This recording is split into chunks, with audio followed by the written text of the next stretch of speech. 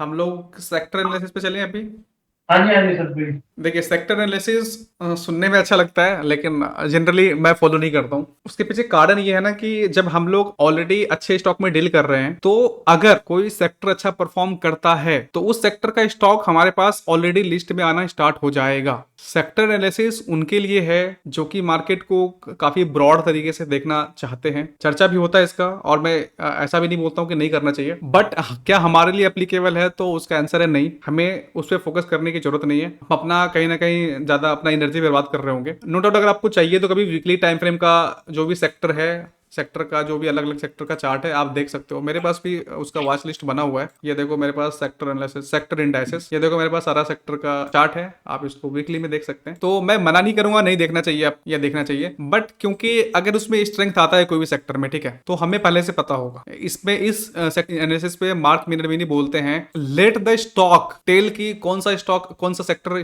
में स्ट्रेंथ है। हम नहीं बताएंगे कि कौन सा सेक्टर में स्ट्रेंथ है, let the stock tell. Okay sir समझ गए देखिए। और उस सेक्टर का मल्टीपल स्टॉक आ रहा है हमारे स्ट्रेंथ में, मतलब वो ऑलरेडी हमें दिखा रहा है कि स्ट्रेंथ है उसमें। हम अलग से एफर्ट नहीं डालेंगे भी तो उससे हमें कुछ खास मिलना नहीं है। मान के चलो आपको मिल भी गया कि अभी निफ्टी रियलिटी अच्छा कर रहा था, रियलिटी कहाँ गया? ये रियलिटी है। सब बोल रहे थे ऑल टाइम हाई का ब्रेकआउट आ गया है, ये ऑल टाइम हाई का ब्रेकआउट आ गया है, तो अच्छा मूवमेंट आ सकता है, ठीक है। बट हम इस पे क्यों दिमाग लगाएं? हमारे पास प्रॉपर टूल्स अवेलेबल है, तो हम अपना दिमाग अभी क्यों लगाएं? हम मार्केट पे छोड़ते हैं, मार्केट बताएगा हमें। अगर स्ट्रेंथ आएगा इस सेक्टर में तो स्टॉक में स्ट्रेंथ आएगा, और स्टॉक में स्ट्रेंथ आएगा तो हमारे वॉच लिस्ट में आएगा। हमारे वॉच लिस्ट से तो बच नहीं सकता है वो। अगर कहीं भी स्ट्रेंथ आ रहा है तो हमारी वॉच लिस्ट से वो बच ही नहीं सकता है, और अगर वहां पे आता है तो हम वहां पे एंटर करेंगे, सिंपल। इसलिए मैं कभी सेक्टर वाले पे कुछ ज्यादा मैं बोलता भी नहीं हूँ। और क्योंकि मैं खुद भी ज्यादा ट्रैक नहीं करता हूँ, अगर मुझे कभी हार्डली कुछ देखना रहा कि अच्छा कोई सेक्टर में ब्रेकआउट वगैरह कुछ आ रहा है तो मैं देख लेता हूँ, अदरवाइज आई हार्डली ट्रैक, मतलब ना के बराबर, क्योंकि वो ऑलरेडी आपको वॉच लिस्ट में दिख रहा होता है, आपको नहीं चाहिए अलग से। या फिर कोई अगर मान के चलो कोई फंड मैनेजर है या कोई जिसके पास बड़ा पैसा लेके कोई बैठा है, तो उसके लिए ठीक है, सेक्टर एनालिसिस कर रहा है वो कि अच्छा ये सेक्टर मुझे अच्छा दिख रहा है, इसमें ब्रेकआउट आया है, चलो इसका इसके जो 5 स्टॉक है उसमें मैं पैसा डाल देता हूँ। तो ये उनके लिए है। हमारे लिए एज ए रिटेल इन्वेस्टर कोई खास बेनिफिट हमें नहीं देता है। मेरा बस ये कहना था, कोई खास एडवांटेज हमें नहीं देता है। ठीक है सर ठीक है समझ गया जी। क्योंकि अपने पास ऑलरेडी स्टॉक्स हैं जो अच्छा परफॉर्म कर रहे हैं। हाँ, तो और अगर अच्छी वो बात है फिर ज्यादा मतलब इसे टाइम इन्वेस्ट करने की जरूरत नहीं है जी। हाँ, अगर वो ऑलरेडी अगर सेक्टर अच्छा परफॉर्म करती भी है तो हमारे वॉच लिस्ट में आएगा। जैसे ये देखो आप, निफ्टी हाँ हेल्थ जी। केयर है, तो इसके स्टॉक हमारे पास आ रहे हैं ना, मेदांता आ रहे हैं, अपोलो हॉस्पिटल आ रहे हैं, और भी कुछ कंपनी है वो भी आ रहा है, एनएच है आपका वो आ रहा है, तो ऑलरेडी हमें दिख रहा है ना, हाँ जी हाँ जी। वो हमारे पास ऑलरेडी वॉच लिस्ट में आएगा। वैसे सर देखा जाए जो सेक्टर को भी स्टॉक्स ही वो लेके जाते हैं आगे। एग्जैक्टली मतलब स्टॉक ही है, मतलब उसके अंडरनीथ तो स्टॉक ही है ना जो उसको मूव कर रहा है। एंड सर जो मार्केट में से जो आप मतलब आरएसआईटी वाले ग्रुप निकालते हो वो पेड है जी या फ्री है? क्या चीज? फिर से रिपीट कीजिएगा। जो आप आरएसआईटी के वर्क वाले स्टॉक्स निकालते हो वो जो उसका फीचर है वो फ्री है या पेड है जी? नहीं नहीं, ये पेड है, ये पेड है। Okay sir okay. हम लोग अब थोड़ा सा, हमारे जो टेलीग्राम में कुछ डिस्कशन हुआ था, हम उस लोग थोड़ा सा उस पर चर्चा कर लेते हैं। हाँ जी हाँ जी। ये डिस्ट्रीब्यूशन वाला पार्ट आपको ऑलरेडी बैंक निफ्टी में दिख रहा होगा, और ये सब देखो, आप कुछ समय रहोगे ना आप मार्केट में और लगातार ऑब्जर्व करोगे ना, तो आपको ये जो पूरा स्टेज एनालिसिस है बिल्कुल क्रिस्टल क्लियर हो जाएगा। आप बिल्कुल चार्ट में आइडेंटिफाई कर पाओगे और खुद ही मार्क कर पाओगे, ठीक है, किसी की जरूरत नहीं है आप। ओके, ये एक थोड़ा सा एक लर्निंग था जहां पर कि मैंने बताया था कि जनरली स्टॉक भागता है ना, तो हम फिर सोचते हैं कि और कितना भागेगा स्टॉक, लेकिन जो भाग रहा है वही भागेगा। वो कोई स्टॉक भाग रहा है that is for a reason, उसमें अर्निंग अच्छा आ रहा है, या कंपनी का जो स्टॉक है उसका मार्जिन बढ़ रहा है, ठीक है, या फिर एक्सपेंड कर रही है कंपनी, ओवरसीज जा रही है, एक्सपोर्ट बढ़ा रही है, तो वो चीजें क्या हमें कभी पता नहीं होंगी। और अगर पता चल भी जाता है तो चल भी जाती है तो हम उसका कुछ कर नहीं सकते। मतलब आप ऑब्वियस सी बात है, सारी कंपनी का एनुअल रिपोर्ट तो पढ़ नहीं सकते, और पढ़ भी लेंगे तो आप उससे ज्यादा कुछ निकाल नहीं सकते, ठीक है। कंपनी का अगर मैनेजमेंट कुछ बोल रही है तो आप क्या उस पर ट्रस्ट कर सकते हैं? तो आंसर है नहीं। आप कंपनी का जो मैनेजमेंट बोल रही है उस पर ट्रस्ट नहीं कर सकते जब तक कि प्राइस वेरीफाई नहीं कर रहा हो उस चीज को। तो इसीलिए हमें प्राइस पे फोकस करना होता है। जो स्टॉक भाग रही है, जिसमें अर्निंग अच्छी आ रही है, जिसका मार्जिन बढ़ रहा है, जिसका हो सकता है कि अपना जो प्रोडक्ट है, प्रोडक्ट लाइनअप बढ़ा रहा है कोई कंपनी, तो ये चीज हमें कभी मालूम नहीं चलेगा, लेकिन वो चार्ट पे ऑलरेडी हो रहा होगा, तो हमें चार्ट पे फोकस करना है और अपना सेटअप के अकॉर्डिंग ट्रेड लेना है। हाँ जी सर इसकी वजह से मेरा माइंड बड़ा सही लगी मुझे कि सिंपल सा काम है जो हमें करना है, ज्यादा कॉम्प्लेक्स करना सिस्टम को सही नहीं है। हाँ कुछ और ट्रेड देखिए लेंगे जिसपे 1:3 और जो ट्रेड जा रहे हैं उसको जाने देते, क्योंकि वो तो हमारा जिसका हमारा कैलकुलेटेड है। हमारा दिमाग प्रोबेबिलिटी बेस्ड सोचता नहीं है, हमें चीजें सर्टेन चाहिए। हमारे दिमाग को जब अनसर्टेनिटी मिलता है ना तो दिमाग जो है ना भटकने लगता है। हमारा दिमाग को सर्टेनिटी पसंद है। मार्केट ऐसा है कि यहाँ पे चीजें अनसर्टेन ही है मोस्ट ऑफ द केसेस में, ठीक है। तो हमें इसलिए थोड़ा सा दिमाग को क्या होता है ना कि बताने में थोड़ा समय लगता है। ये था जो पार्ट जो मैं एक बार फिर से एक्सप्लेन कर देता हूँ, how to make 10% a month. तो यहाँ पे मैंने सिंपल किया था कि हम लोग 10 ट्रेड लेते हैं पूरे महीने में, मान लो फॉर एग्जाम्पल, ठीक है। ये ऊपर नीचे हो सकता है, ठीक है। हम बस एक रेफरेंस के लिए ले रहे हैं कि हम लोग 10 ट्रेड लेते हैं और हम लोग मानते हैं कि हमने 5 में ही कमाया, 5 में हमने लूज किया पैसा। लूज किया मतलब ऐसा कि हम लोग या तो अपना एसएल दे रहे हैं या फिर टारगेट ले रहे हैं, और हमने आरआर मेंटेन किया 1:3 का, जो कि कंप्लीटली डुएबल है। 5-5-10 ट्रेड लेना डुएबल है। और अगर आप एक ट्रेड में 1% का कैपिटल लगाते हैं अपने, मतलब 1% का रिस्क लेते हैं टोटल कैपिटल का, तो आपका जो लॉस होगा कितना होगा, 5x1%, 5% का टोटल कैपिटल पे। और गेन कितना होगा, 5x3%, 15%। तो net gain, net to net gain आपको अभी भी 10% मिलेगा। और ये नंबर्स ऊपर नीचे हो सकते हैं, हमने बस एक रेफरेंस के लिए बात कर रहे हैं कि ऐसा करना डुएबल है। आपको नंबर ऑफ ट्रेड भी बढ़ाने की जरूरत नहीं है। आपको कभी ऐसा भी नहीं सोचना है कि अरे मेरा एक ट्रेड मिस हो गया, अब मैं क्या करूं, अब इसमें ऊपर घुस जाऊं क्या। नहीं, आपको अपने लेवल का इंतजार करना है और तभी आपको एंट्री बनाना है। आपके पास एम्पल अपॉर्चुनिटीज मिलने वाले हैं मार्केट में, कोई अपॉर्चुनिटीज की कोई कमी नहीं है। तो यहाँ पे मैंने पहला लर्निंग के बारे में बात किया था कि हमें कभी भी फोमो में ट्रेड नहीं लेना है, फेयर ऑफ मिसिंग आउट, कि अरे मतलब ब्रेकआउट आ गया अब ले लेते हैं, नहीं लेंगे तो और ऊपर चला जाएगा। नहीं, अपने लेवल पे नहीं मिला, जाने देंगे। You don't have to increase number of trade to get 10% gain. तो ऐसा भी नहीं है कि हमें नंबर ऑफ ट्रेड बढ़ाना है 10 के मतलब हम 20 ट्रेड ले रहे हैं, या फिर जबरदस्ती का हम ट्रेड ले रहे हैं, मतलब ट्रेड लेने की जरूरत भी नहीं है फिर भी हम लिए जा रहे हैं। If SL is 5%, you are expecting a 15% move which is below our expected gain from BCP. देखिए बीसीपी जनरली बनने के बाद हम 20-30% का, हम इस पर भी किसी दिन चर्चा करेंगे कि हम लोग क्यों 20-30% ही बोलते हैं, ठीक है। तो बीसीपी के बाद हम लोग 20-30% का मूव एक्सपेक्ट करते हैं, और हम 15% की बात कर रहे हैं ऊपर वाले सिनेरियो में, ठीक है। तो 15% तो हम ले ही सकते हैं। तो यहाँ से हमारा प्रोबेबिलिटी भी खराब नहीं होता है। अगर मैं बीसीपी के बाद में 50% गेन लेने के लिए जाऊं या 100% गेन लेने के जाऊं, तो वहां पे हमारा प्रोबेबिलिटी खराब होना स्टार्ट हो जाता है। मतलब स्टॉक के चांसेस कम हो जाते हैं कि वो बीसीपी बनाने के बाद 50% या 100% का मूव दे, लेकिन 20-30% बहुत आसानी से होता है, ठीक है। You don't have to win in all trade. तो आपको यहाँ पर ये साइकोलॉजी वाला पार्ट था कि आपको जीतने की जरूरत नहीं है। You don't have to, you don't need to win. जरूरत ही नहीं है आपको कि आपका हर ट्रेड सही हो। आप लॉस भी लो, आराम से लो, इज्जत से लो लॉस, कोई दिक्कत नहीं है। Wait and take only quality trades. तो हमें अपने पैटर्न को मतलब डिट्रॉइट नहीं करना है, simple horizontal line, that's it. We are dealing with probabilities of an event, so risk management is super important. तो देखिए रिस्क यहाँ पे इंपॉर्टेंट इसलिए हो जाता है क्योंकि हम प्रोबेबिलिटी के साथ खेल रहे हैं, हमें नहीं पता कौन सा स्टॉक ऊपर जाएगा, हमें हकीकत में नहीं पता। और जहां पर भी प्रोबेबिलिटी होता है वहां पे हमें रिस्क मैनेजमेंट तो करना ही पड़ेगा। अगला था we don't want to make money from a single trade, is from series of trade,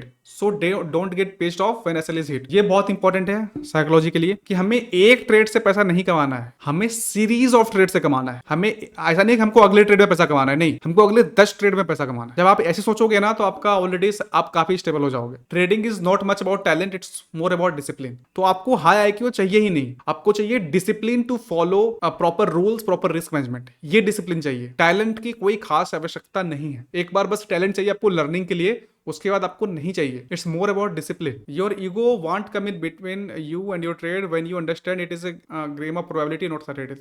Manjunath sir का भी एक क्वेश्चन था ना वहां पे कि हम लोग वेट नहीं कर पाते हैं एसएल के पास या फिर टारगेट के पास। तो वहां पे सेम चीज है कि हमें लगता है कि चीजें सर्टेन है। जैसे पेनिनसुला वाला है तो हम ये नहीं बोल सकते कि पेनिनसुला अब यहाँ से ऊपर ही जाएगा। पेनिनसुला लैंड वाला जो हमने चार्ट देखा था, वो नीचे भी आ सकता है, एसएल लेके जा सकता है। हम क्या कर लेंगे, कुछ नहीं कर सकते, हमें एसएल देना पड़ेगा। तो जब हम ऐसे सोचेंगे ना कि चीजें प्रोबेबिलिटी बेस्ड है, वो सर्टेन है ही नहीं। पैटर्न बन रहा है इसका मतलब ये नहीं कि ऊपर ही जाएगा, वो नीचे भी आ सकता है। तो जब आप देखोगे ना चीजें कि चीजें अनसर्टेन है तो आपका होप खत्म हो जाएगा। होप कब आता है, जब हमें लगता है कि नहीं हम सही, हमारा जो स्टडी है सही है। जब हमें ये चीज लगता है कि हम जो सोच रहे हैं वो सही सोच रहे हैं, तभी तो ईगो आता है ना बीच में। ईगो और कब आता है, अगर आपका लड़ाई भी किसी से ईगो के कारण होता है तो क्यों होता है, क्योंकि आपको लगता है कि कुछ चीजें आपको लगता है कि हम सही बोल रहे हैं, तभी तो ईगो आ रहा है ना। अगर आप वो चीज हटा दो, वो फैक्टर है वो हटा दो, तो ईगो कहाँ है, ईगो है ही नहीं। एंड ये लास्ट था this my personal experience. As you start becoming a good trader, you also become good at dealing with other factors in your life, because now you see everything as probability, there is no certainty in life as well. तो ये थोड़ा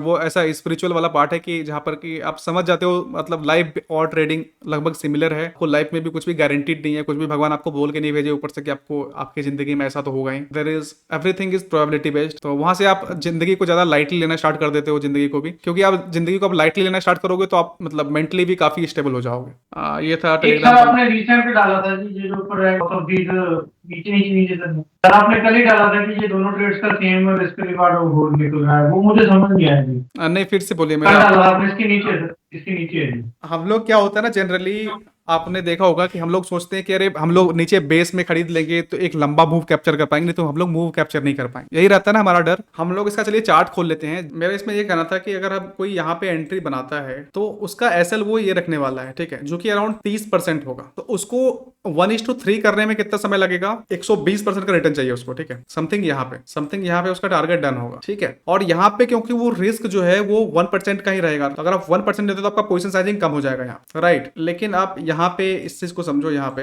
अगर हम यहाँ पे VCP के according trade लेते हैं तो हमारा रिस्क यहाँ पे अगर मान के चलो इसके हाई के ऊपर भी बाय किए 7.90% का, ठीक है, मतलब 8 मान लेते हैं तो 8 या 24 तो 24% में हमारा टारगेट डन हो जाएगा। तो ये जितना जो बंदा है, जो सामने वाला बंदा है, जितना पैसा वो इसमें कमाएगा इतना बड़ा मूव कैप्चर करने में, हम इस छोटा मूव कैप्चर करने में ही हम उतना पैसा कमा लेंगे। कंडीशंस बस एक ही है कि दोनों का रिस्क सेम है। क्योंकि हमारा रिस्क छोटा है तो हमारा पोजीशन साइजिंग बढ़ जाएगा, क्योंकि इसका रिस्क ज्यादा है तो उसका पोजीशन साइजिंग कम हो जाएगा। समझ रहे हो इस बात को आप लोग? हाँ जी सर, अब सही समझ गए। क्योंकि रिस्क हमारा छोटा है तो हमारा पोजीशन साइजिंग बढ़ जाएगा, तो हमारे छोटा मूव में ही सेम अमाउंट ऑफ प्रॉफिट मिल रहा है, जो कि और इसका आप देखो इसका समय भी ज्यादा लग रहा है, हमारा तो समय बहुत कम लग रहा है। तो हम इस तरीके से अपना समय को भी कंप्रेस कर रहे हैं और हम अच्छा रिटर्न भी जनरेट कर रहे हैं। हम मतलब कम समय में ज्यादा पैसा कमा रहे हैं। मैं हमेशा बोलता हूं कि हम जो भी ट्रेडिंग कर रहे हैं ये हाईली ऑप्टिमाइज्ड है। इतना ऑप्टिमाइज्ड वे ऑफ ट्रेडिंग आपको कहीं नहीं मिलेगा, और एटलीस्ट मुझे अभी तक नहीं मिला है। ऑप्टिमाइज्ड बोलने का मतलब है कि प्रॉपर रिस्क मैनेजमेंट,